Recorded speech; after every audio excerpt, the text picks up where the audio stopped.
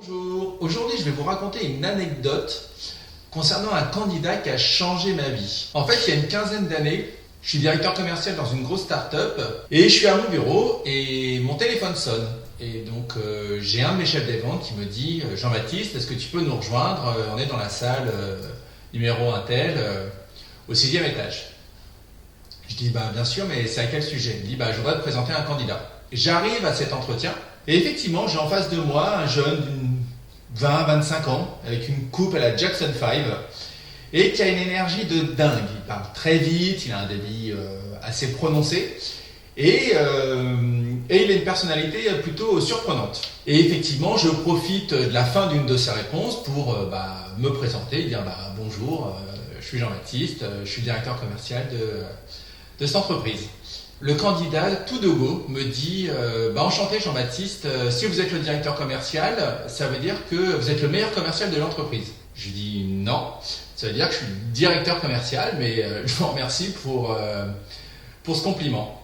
Et là, le candidat se démonte pas et me dit Jean-Baptiste, je vous propose qu'on fasse un test. Et là, il me dit on prend un fichier avec des noms de prospects, chacun un téléphone.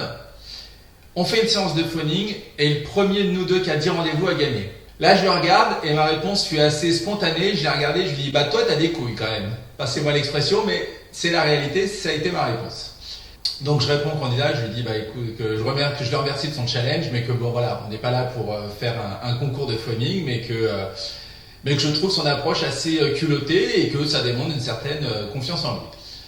Donc je propose au chef des ventes je dis au chef des ventes, si tu veux, viens, on s'absente 2 minutes. Je m'adresse à mon manager et je lui dis, t'en penses quoi? Il me répond, compliqué, c'est pour ça que je t'ai fait monter, ça fait 45 minutes qu'il est comme ça, il a une énergie de dingue, il nous prend à contre-pied tout le temps. Et ma réponse a été la suivante, je lui dis, des gens comme ça, on en voit passer une fois tous les 10 ans. C'est un ovni, mais il est génial, il faut qu'on le prenne. En revanche, il faut que tu sois en mesure de pouvoir le manager. Donc si ça fragilise ton équipe, si tu penses que ça va fragiliser la cohésion de ton équipe, on ne le prend pas. Mais je pense qu'il peut amener du sang neuf un peu, de la bonne énergie dans ton équipe. Donc c'est un challenge pour toi. Donc est-ce que tu accepterais de le recruter? Le manager réfléchit un peu, il finit par sourire en disant t'as raison, les candidats comme ça on en cherche toute l'année. Donc pour une fois qu'on en a un, on ne va pas le laisser passer. On revient dans la salle. Et effectivement, je dis à ce candidat, à la fin de l'entretien, il y a une question que j'aime poser à tous les candidats qui est, la question est la suivante. Selon vous, quelle est la définition d'un bon commercial? Et depuis le temps que je fais passer des entretiens de recrutement, j'ai entendu des centaines de définitions différentes. Et ce candidat me répondra, un bon commercial, c'est celui qui fait ce que les autres ne font pas. Écoutez, après 15 ans, je peux vous dire que c'est la définition que j'ai retenue. Donc c'est un candidat de 25 ans qui a eu la meilleure définition que je me suis appropriée parce que je trouve qu'effectivement c'est la meilleure définition. Un bon commercial, c'est celui qui fait ce que les autres ne font pas. C'est celui qui va aller à contre-courant, c'est celui qui va utiliser des éléments de langage différents, c'est celui qui va se comporter différemment, c'est celui qui va venir un peu plus tôt le matin pour essayer de choper le directeur parce qu'il dit qu'il aura peut-être une chance de l'avoir le matin. Ou c'est celui qui va rester un petit peu plus tard le soir en disant que peut-être à partir de 19h, il a une chance d'avoir son prospect au téléphone. Voilà, c'est celui qui fait ce que les autres ne font pas. Donc premier enseignement de ce candidat. Le deuxième enseignement que j'ai reçu ce jour-là, donc c'était une journée assez riche pour moi, c'est qu'il y a des opportunités qu'il ne faut pas laisser passer dans la vie. Et quand elles se présentent, il faut savoir les saisir. Je vais vous dire ce qu'on a fait donc ce jour-là.